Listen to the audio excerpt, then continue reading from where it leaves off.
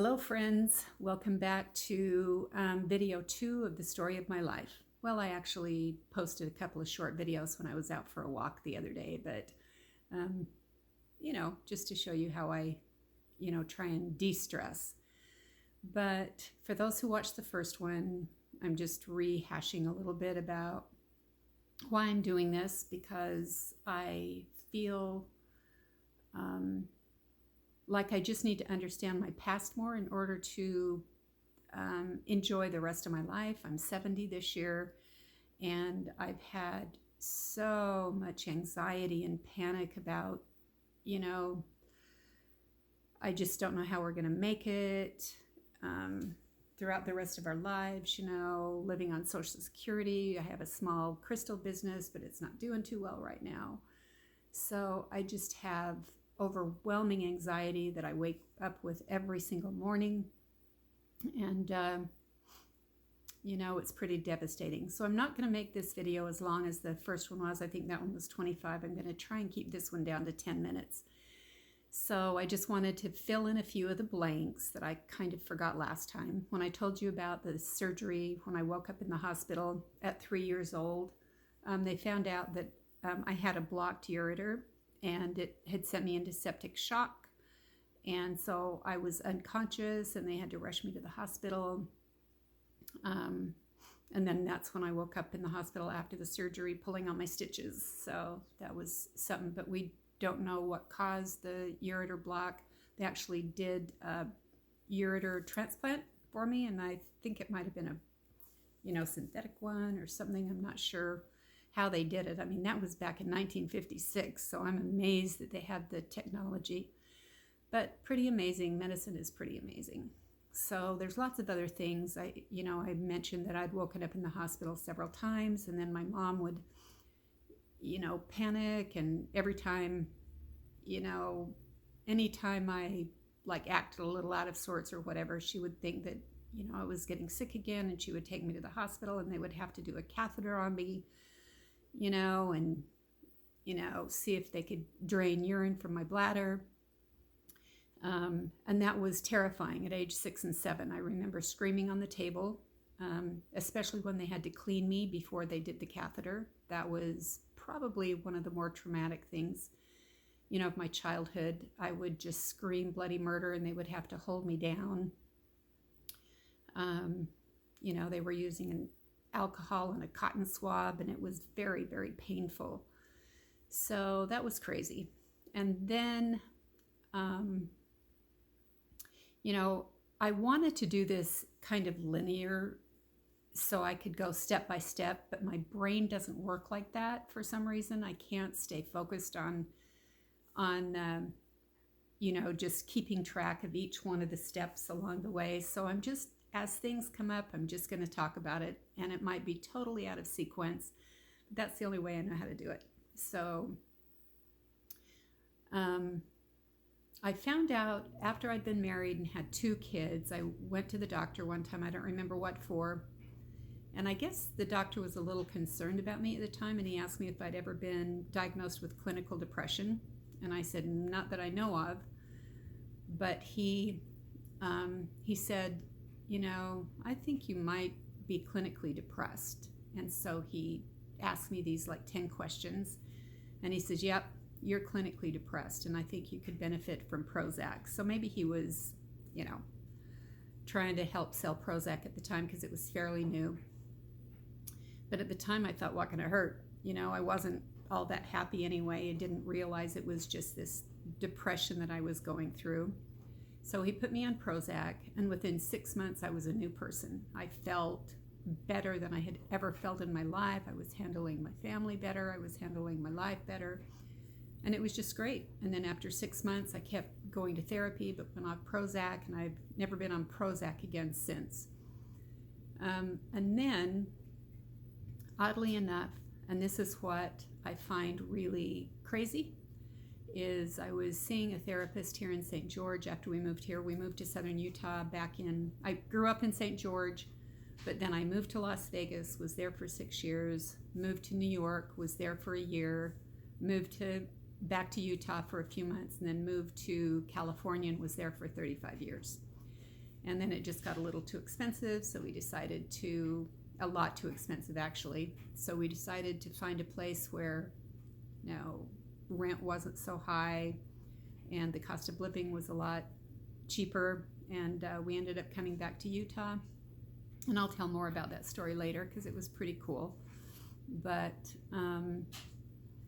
we ended up moving into a house that I had dreamed about. It was just amazing. I had a vision of having a yellow house with the view of a mountain and a stream running next to it. And I just always dreamed about this house. And when we decided to move here, I found a rental property that was in Rockville, which Rockville is in southern Utah, 5 miles outside of Zion National Park. And we ended up going there. The guy who owned it had built the house because his brother lived in Rockville, but he lived in Santa Barbara, California. And so we were able to meet in California. He got to meet us, and he says, I don't know why, because you're not a you're quite a financial risk, but I'm gonna, rent the place to you anyway. So within a month, we were packed up and headed to Rockville, and that I thought was going to be our forever home.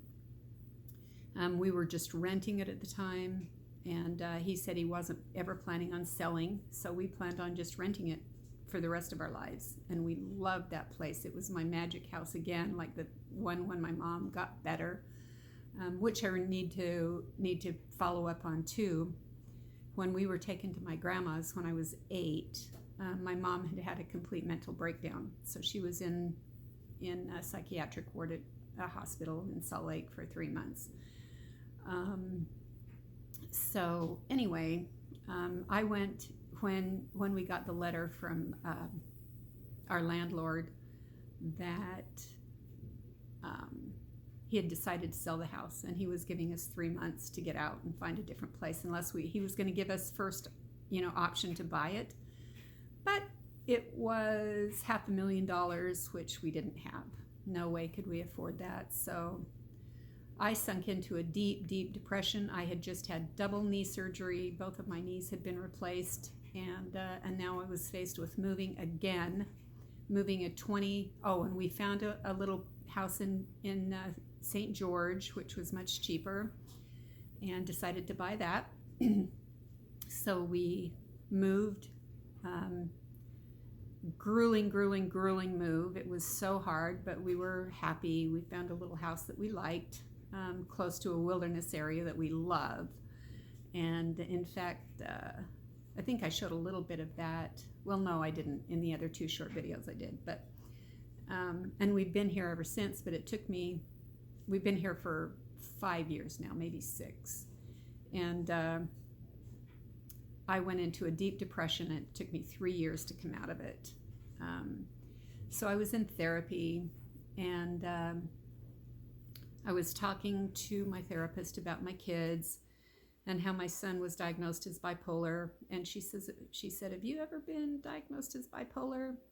And I said, "No, I hadn't ever been." And she said, I'm really curious. She said, "But, usually the one way you can tell if somebody's bipolar is ask them how many times they've been married." And I said, "Well, I'm on my 4th marriage right now. I've been divorced 3 times and married 4. So she said, And then she found out that I'd also tried to commit suicide. I had gambled away whole paychecks. And those are all pretty big signs of someone who's bipolar. So at 67 years old, I was diagnosed as bipolar. And I've been treated for that ever since. The medication that I'm currently on, lamotrigine, I was on risperidone for a while, and then she wanted to try lamotrigine. She wanted me to take both, but I thought they both are supposed to do the same thing. I don't want all that medicine in my body. And so I just decided to stay with the lamotrigine, and it's working pretty well. I still wake up every morning in a panic and with anxiety, but I'm handling my life a little better. So those are all things that kind of fit into my story, and, they help paint a picture as to maybe why my mind doesn't work like I think it should or want it to. But whatever. Anyway, I hope you enjoyed this 10-minute video, and I'll be back to tell more of the story. And hopefully, you can comment and tell me if you've had the same experiences, or just communicate with me what you think of the videos. Make sure to like and subscribe. Comment, share with your friends if you want. I'm sure there's somebody out there that's 70 years old or older, or younger, especially for younger folks, so they can, because later on I'm going to get into the mistakes that I've made, that I am fully aware of now, that I've made, that just haunt me to this day. And I know that when I was faced with choices, I chose wrong. And I didn't know it at the time, but because I always followed my heart, and my heart wasn't always wise. I very rarely put my head into the equation. So anyway, I'll come back and fill in the blanks, and I hope that maybe me telling my story will help some of you know that you're not alone, and that we can get through this together. Thanks for watching. I appreciate you. Bye.